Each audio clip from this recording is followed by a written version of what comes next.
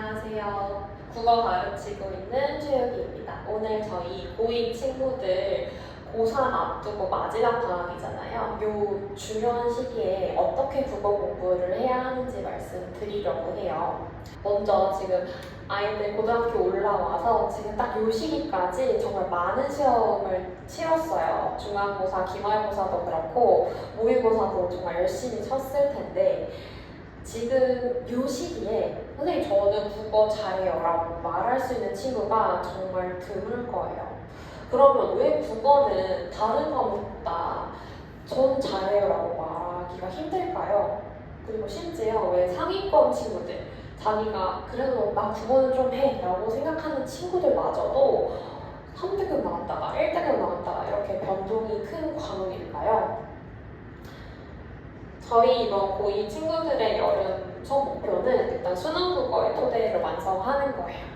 그래서 여태까지는 아마 고등학교 들어와서 내신 공부만 위주로 많이 했을 텐데 수능국어, 모의고사를 어떻게 접근해야 되고 어떻게 풀어야 되는지를 저랑 공부를 할 예정이고 또 아이들 내신 공부만 하다 보면 비문학, 어려운 긴 글을 정말 잘 못 읽어요. 그래서 실전에서 어떻게 낯선 글을 잘 읽고 자기가 머릿속에서 정리할 수 있는지 그런 실전 독해력 향상에 좀 주안을 둘 예정이고 문학, 독서, 문법 세 가지 파트를 다 다룰 예정이에요. 그래서 이 세 가지 파트를 균형 있게 아이들이 여태까지 어떻게 공부했는지 좀 공부 습관을 점검할 예정이에요. 지금 아이들 고등학교 올라와서 지금쯤 되면 아마 각 파트별로 자기만의 공부 습관을 가지고 있거든요. 그래서 그걸 좀 점검을 하고 잘못된 습관이 있다면, 오답 방법이 있다면 저랑 개인별로 맞춤 수정해 나가는 그런 공부를 할 예정이에요. 그래서 저희 문학, 독서, 문법 순으로 방학 때 어떻게 공부를 해야 될지 순서대로 말씀을 드릴게요. 커리큘럼은 5주가 나와요, 여름방학 때. 그래서 내신 끝나자마자 휴강 없이 바로 수능 공부를 진행하게 되는데요. 또 요 5주 지나면 또 바로 내신 개강을 하고요. 어휘까지 매주 숙제를 내주고 주간 테스트를 볼 예정이에요. 그래서 요거는 각 파트별로 본 다음에 다시 한번 보여드릴게요. 그러면 먼저 문학부터 보시면 제목을 문학을 감으로 푸는 아이라고 붙여놨는데 저희 아이들 문학 잘 하나요? 혹시 틀려보는 문제가 저 막 5개 선지 중에 3개는 지웠어요, 선생님. 근데 2개 중에 끝까지 고민하다가 고른 문제 틀렸어요 라고 말하진 않아요. 보통 이렇게 마지막까지 고민하다가 틀려오면 아이들이 정말 아까워하거든요. 그리고 자기가 그래도 나 선지 2개 중에 하나 골랐으니까 절반은 안다라고 생각하고 오답을 대충 해요. 아이들이 문학 문제는 애매하다고 생각을 해요. 왜냐하면 선생님 문학 작품을 다양하게 해석할 수 있으니까 답이 여러 개일 수도 있는 거 아니에요? 라고 말을 하는데 그 문학 작품을 여러 가지 관점으로 해석할 수 있다는 말이 그 문제의 답이 2개라는 뜻은 아니거든요. 저희 모의고사, 수능 기출도 그렇고 내신 기출은 더더욱 선생님들이 문제를 출제하실 때 모든 선지의 근거를 지문에 만들어주세요. 혹은 보기. 제가 학교에서 일할 때도 그랬고 정답 선지가 정답인 근거, 오답 선지가 오답인 근거가 모두 시험지에 있어요. 왜냐하면 그렇게 근거를 마련해두지 않으면 문제에 이의제기가 들어왔을 때 방어가 안 되거든요. 그래서 사실 모든 선지는 근거가 있는데 그걸 2 선지 중에 헷갈려서 틀렸다? 이거는 그냥 그 문제를, 그 선지를 이해를 못한 거거든요. 정답에는 반드시 근거가 있기 때문에 그 근거를 바탕으로 선지를 고르고 또 문제를 틀렸다면 왜 찾지 못했는지, 왜 연결하지 못했는지를 점검하고 오답을 해야 돼요. 주어진 텍스트 내에서만, 주어진 텍스트로 보기로 해석하는 연습, 그리고 똑바로 오답을 하는 연습. 내가 왜 이 정서를 못 구했는지, 왜 이 내용 일치를 못 구했는지를 저랑 같이 좀 꼼꼼하게 점검을 해야 해요. 다음으로 비문학 독서를 보시면 아이들이 정말 긴 글을 못 읽어요. 그리고 생각보다 아무 생각 없이 글을 읽어요. 독서 풀어봐 하고 시간을 주고 아이들 1문단을 읽혀요. 그리고 물어봐요. 1문단 무슨 내용이야? 물어보면 대답을 못해요. 네, 이게 무슨 소리인가 싶으실 거예요, 아마. 아니, 모의고사 뭐 문제 푸는데 생각 없이 읽는다고? 아이들이 생각보다 내가 이 글을 왜 읽고 있고 뭘 위주로 정리해야 되는지 고려를 하지 않고 글을 보거든요. 저희 이번 피문고 시험 범위이기도 했던 21학년도 수능 지문을 한번 볼게요. 지금 이 문단 보시면 모델링이라는 단계를 설명하면서 정리해야 될 범주가 4가지거든요. 물체 모양 크기, 공간적인 위치, 표면 특성과 같은 고유값을 수정하는 단계라고 첫 번째 줄에 딱 말을 해주고 나머지 이 문단이 그 첫 번째 문장에서 나왔던 4가지 범주를 어떤 거에서 이렇게 반영을 해서 구하는지가 나오는데 그러면 4가지 범주로 나누고 나오는 정보값마다 정리를 해야 되잖아요. 그래서 뭐 바로 두 번째 줄 보시면 모양과 크기가 바로 나와요. 첫 번째 줄에 나왔다. 그래서 이렇게 범주별로 정보를 자기가 정리를 하면서 읽어야 되는데 아이들 보통 보면 정리해야 할 범주가 2개 이상이다? 그러면 어떻게 하는지 아세요? 아 귀찮아 이러고 쭉 읽어요. 그리고 선생님 모르겠어요 이래요. 자기가 정리하기 귀찮으니까. 독서를 잘 하려면 독해력을 올리려면 이 귀찮음을 넘어서서 자기가 머릿속에서 정리해보고 혹은 그게 안 되면 손으로 키워드 분류해서 해보고 문제를 풀어봐야 실력이 느는 거지. 아 귀찮아 어려워 이러고 쑥 읽은 다음에 대형 강의에서 선생님이 설명하는 거 들어요. 이러면 절대 독해력이 늘지 않거든요. 그래서 이런 귀찮음을 감수하고 아이들한테 계속 너가 생각해, 너가 정리해라고 쪼아주고 방향을 잡아줄 선생님이 필요해요. 그래야 독해력이 늘어요. 그래서 좀 문정의식 있게, 생각 있게 글을 읽고 자기가 이 문제를 틀렸다면 왜 틀렸는지 오답을 잘해야 돼요. 아이들 모의고사 풀어오는 거 보면요. 그냥 이렇게 띡띡띡 풀고요. 아, 틀렸네?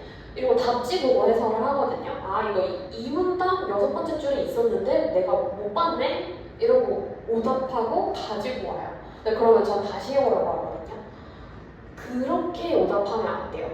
내가 뭐 비문학에서 아까 같은 지문에서 틀렸다면 아, 내가 범주어를 잘 못하고 내가 키워드를 잘 못 캐치해서 못 정리해서 그래서 이 선지를 놓쳤구나 라는 식으로 내가 어떤 독해 습관을, 독해 포인트를 수정해야 되는지를 봐야지 아 이거 여기 있었는데 못 찾았네 이렇게는 오답을 하면 안 되거든요. 그래서 아이들 개개인별로 놓친 문제가 있다면 어떻게 오답을 해야 되는지까지 첨삭을 진행을 해요. 그래서 그런 과정을 좀 반복하다 보면 긴 글도 자기 힘으로 읽을 수 있게 되거든요. 방금 본 이 문제도 사실 정리할 정보만 많지 내용적으로 그렇게 어렵지는 않은 문제거든요. 근데 이 지문에서 4문제가 출제가 됐는데 그중 3문제가 정답률이 50%대예요. 그러니까 사실 그냥 정리하기 귀찮은 거죠. 어떻게 하는지도 방법적으로 잘 모르고 그래서 막 풀고 틀려. 그리고 저 선생님이 잘 푸네 이러고 넘어가는 경우가 태반이거든요. 독해를 좀 잘 못하는 친구들 같은 경우에는 막 모의고사 시간제로 풀고 이런 것보다는 이렇게 정답률이 낮은 문제들, 어려운 지문을 좀 진득하게 보고 자기가 정리하는 연습을 하는 게 더 좋아요. 그래서 독서 같은 경우는 그렇게 진행한다고 보시면 되고요. 다음으로 문법을 보면 아마 2학기에 내신 범위, 내신 과목이 문법인 친구들도 있을 거예요. 문법 시험 범위 같은 경우에는 국어 문법 전체가 들어가거든요. 의문변, 어려운부터 중세국어까지 모든 파트가 중간, 기말 나눠서 보기 때문에 그 한 개 중에 그 내용을 다 소화하려고 하면 좀 어려울 거예요. 그래서 방학을 활용해서 정리를 하면 좋은데, 물론 2학기 내신 과목이 다른 과목인 친구들도 방학 때 개념을 정리를 하고 넘어가야 돼요. 그래서 좀 저랑 문법 각 단원별로 좀 중요한 틀을 좀 잡고 개념 구조화를 같이 진행할 예정이고, 새 제작한 문법 교재의 예문들이 다 모의고사 기출선지들이거든요. 그래서 저랑 같이 수업만 해도 기출을 공부하는 그런 효과가 있어요. 그리고 사실 문법은 가장 중요한 게 암기예요. 근데 혼자서 암기하는 게 생각보다 쉽지가 않아요. 이게 당장 막 다음 주 기말고사, 중간고사 이런 압박감도 없고 좀 느끼기에 시험이 멀다 보니까 수능 시험이 아이들이 수업만 따라와도 커리큘럼만 따라와도 좀 암기를 할 수 있도록 좀 반복을 많이 해주는 편이에요. 그래서 제 수업만 따라와도 총 9번 반복을 하게 돼요. 일단 수업 진행은 자체 제작 문법 개념서로 하게 되는데 주변 강남 내신 기출, 모의고사, 그리고 EBS 수특, 수완, 성질을 반영해서 만든 문법 교재로 같이 공부를 하고, 과제는 평가서 문제집, 모의고사 기출 10개년, EBS 5개년 이렇게 나가요. 그래서 좀 풀만한 문제들부터 좀 고난도 문제까지 같이 과제로 나가고, 그 다음 주에는 문법 주간 테스트를 봐요. 선택형 문제뿐만 아니라 서술형, 서답형 문제도 많이 내고, 못 보면 제시험을 보고 암기를 하고 집에 가게 되고요. 주간 테스트를 보고 개념 워크북을 통해서 잘 하고 있나 추가 확인을 하고요. 또 이 과제로 나갔던 문제들을 그냥 답지 주고 너희가 오답해가 아니라 얘네가 진짜 문제를 꼼꼼히 보고 풀었는지, 선지 분석 잘 했는지도 OX 테스트랑 빈칸 확인 문제로 확인을 하고 있습니다. 단원이 끝날 때마다 빈칸 테스트 그리고 실전 모의고사까지 2번 반복을 하게 되면 이 과정만 잘 따라와도 암기가 자동으로 저절로 되거든요. 그래서 먼저 저희 문법 교재 보여드릴게요. 저희 학생들이랑 같이 공부하는 교재고, 먼저 어떤 관점으로 접근해야 되는지, 그리고 개념 공부, 그리고 이렇게 하나하나 예문으로 공부를 하는데, 말씀드렸던 것처럼 이 예문들이 다 기출 선지로 구성이 되어 있고요. 이렇게 개념만 하고 수업 시간에 넘어가는 게 아니라 수업 시간 내에 서답형으로 이렇게 중요한 기출 문제 써보게 하고, 또 이렇게 내신 기출까지 써보게 하면 아이들이 이해 정도를 파악할 수가 있거든요. 또 문법은 중요하게 케이스 분류해야 되는 걸 잘 분류했나를 체크하고 넘어가야 돼서, 또 저희가 소규모로 진행이 되다 보니까 아이들 쓰는 거 보면 여기서도 이렇게 다 보여요. 그래서 쟤가 잘 따라오고 있구나, 이 파트는 좀 약하구나를 다 파악하고 아이들 이해별로 진도를 나가기 때문에 그냥 모르고 넘어가는 개념이 없게 그렇게 진행을 하고 있어요. 그래서 요거 같은 경우는 과제로 나간 문제를 찢어서 요 보기의 나를 형태소 분석해보라, 그리고 나머지 성질들 더 추가로 고난도 OX까지 문제 잘 풀어왔는지를 이렇게 추가 과제로, 추가 학습지로 점검을 하고 있어요. 수업 내용도 설명을 드릴게요. 일단 수능국어 토대를 완성하기 위해서 매주 하나씩 모의고사 숙제가 나가요. 그래서 좀 그 모의고사 푸는 체력을 올릴 예정이고, 또 말씀드린 것처럼 오답하는 방법도 점검을 할 예정이고요. 그리고 저희 방학 때 매 달마다 원내에서 학생들 모아가지고 실전 모의고사를 진행하는데, 그럼 여름방학이니까 한 번 진행을 하게 되겠죠. 그래서 사실 저희 아이들이 가장 만족하는 것 중에 하나가 이 실전 모의고사예요. 그래서 막 집에서 편하게 푸는 게 아니라 진짜 시험 현장처럼 시간 재고 OMR 마킹하고 옆에 친구들 푸는 속도도 보면서 풀어보는 경험이 굉장히 도움이 많이 됐다고 해줬고, 또 이렇게 실전 모의고사를 이렇게 방학마다 보게 되면 그 성적 추이 그래프가 성적표로 이렇게 나가거든요. 그래서 그걸 보면 내가 어떤 파트는 부족하고 어떤 파트는 성장이 됐고를 확인할 수 있으니까 좀 도움이 됐다고 많이 들었어요. 그래서 모의고사 같은 경우 그렇게 진행을 하고, 평가원 스타일을 좀 많이 체화를 시킬 예정이에요. 그래서 기출 독서는 어떻게 읽어야 되는지, 뭐 문제 해결 구조면 어떻게 접근을 해야 되고, 기술 지문에서 막 절차 단계가 나오면 뭘 근거로 정리를 해야 되고, 그런 독해법을 방법론적으로 좀 많이 알려줄 예정이고, 또 선지에서 항상 나오는 출제 원리들이 있거든요. 그래서 뭐 인과를 거꾸로 반대로 뒤집어 놓는다든지, 그래서 그런 출제 원리를 좀 체화할 수 있게 공부를 시킬 예정이에요. 그리고 또 문학 같은 경우도 현대시, 현대소설, 고전시가, 고전소설까지 원문 3문의 전체 틀을 좀 정리를 하고 넘어가려고 해요. 각 파트별로 문학은 읽는 방법이 정해져 있거든요. 뭐 고전소설이라면 인물 관계도 그리고, 뭐 조력자가 있다면 판단하고, 이런 방법론적인 거를 저랑 같이 좀 연습을 할 예정이고, 평가원 기출로. 또 문법도 개념부터 이런 평가원 고난도 문제까지 좀 같이 정리를 할 수 있게 할 예정이에요. 그래서 제 수업의 차별점을 말씀을 드리면, 일단 가장 큰 장점이 소규모로 진행이 되다 보니까 아이들마다 잘하고 못하는 파트가 달라요. 그걸 개별 첨사 가능하다는 점이 가장 큰 장점이고요. 또 사실 이렇게 앉혀놓고 공부를 하다 보면 수업 시간에도 다 보이거든요, 아이들의 이해도가. 그래서 그거에 맞게 수업을 진행하고, 또 남겨서 클리닉까지 다 진행하고, 오답까지 똑바로 하고 갈 수 있게 하는 점이 가장 큰 장점이라고 할 수 있습니다. 그리고 또 저는 좀 문학이든 독서든 독해 포인트 위주로 수업을 해요. 그래서 막 사실 수능 같은 경우는 내신이랑 달라요. 내신은 그 작품 혹은 독서라도 그 지문을 얼마나 많이 읽어보고 잘 외웠는지, 성실하게 공부를 했는지를 물어보는 시험이라면, 수능 같은 경우는 아예 처음 보는 지문이 나온다고 생각하면 되거든요. 그래서 그 처음 보는 지문을 내가 어떻게 읽을 건지, 어떤 방법으로 접근할 건지를 연습을 정말 많이 시켜줘요. 그래서 아이들이 문학이든 독서든 낯선 지문을 읽을 수 있게 하는 수업을 진행을 해요. 그래서 실제로 아이들이 저랑 이렇게 방학 때 공부를 하고 나면 모의고사 푸는 스킬이 확실히 좋아지거든요. 그래서 그렇게 막 정말 공부만 하고 지나가는, 그래서 나 그래도 방학 때 공부했다가 끝이 아니라 성적이 나오는 수업이에요. 이 모의고사 등급 친구들 보면 3등급에서 1등급으로 성장한 친구도 있고, 정말 노베이스 친구들 막 정말 40점에서 2배 이상 성장한 친구도 있어요. 그래서 정말 이렇게 성적으로 나오는 커리큘럼이라고 말씀을 드리고 싶어요. 저희 관리 시스템 말씀드릴게요. 한반 정원은 6명이고 소규모로 진행을 합니다.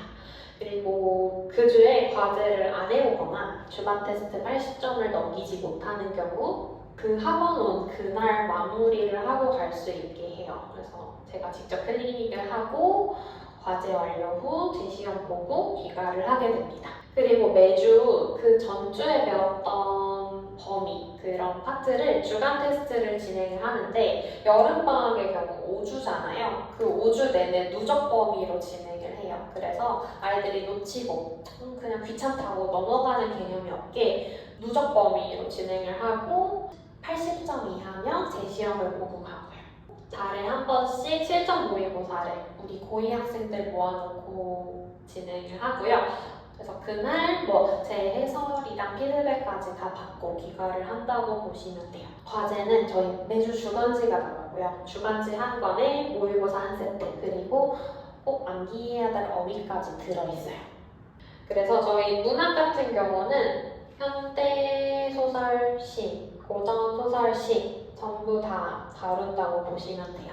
그래서 각 파트별로 필요한 방법론적인 거를 좀 공부를 할 예정이고, 문법은 아이들이 좀 어려워하는 문장 파트를 위주로 좀 고난도 문제들을 좀 같이 풀 수 있게 그렇게 짜봤어요. 그래서 독서의 경우도 정보가 이렇게 아까 본 것처럼 정보가 너무 많이 나올 경우 어떻게 이어서 읽어야 되는지, 다른 철학자의 사상이 2개 나오는데 여기에 공통서술 범주가 있다면 어떻게 정리를 해야 되는지, 기술 지문에서 단계 과정이 나올 때 어떻게 읽어야 되는지, 이게 고3 지문으로 가면, 평가원 지문으로 가면 기술 지문도 굉장히 까다로워져요. 고등학교 1학년, 2학년 같은 경우는 지시어가 있어요. 그래서 뭐 첫째, 뭐 둘째 이런 지시어가 있는데 평가원 고3으로 가게 되면 이런 지시어들이 다 사라지거든요. 그래서 자기가 스스로 넘버링을 하면서 읽을 줄 알아야 되는데 그래서 그런 연습도 할 거고 문제 해결 구조면 어떻게 정의를 해야 되는지까지 그리고 이렇게 수능 실전 적용 연습까지 이렇게 알차게 보내게 되면 여름방학이 끝나게 돼요. 그래서 저희 고2 국어 정규반은 목요일, 금요일 각 4시, 5시에 이렇게 3시간씩 진행을 하게 되고요. 7월 셋째 주에 개강을 하게 됩니다. 네, 감사합니다.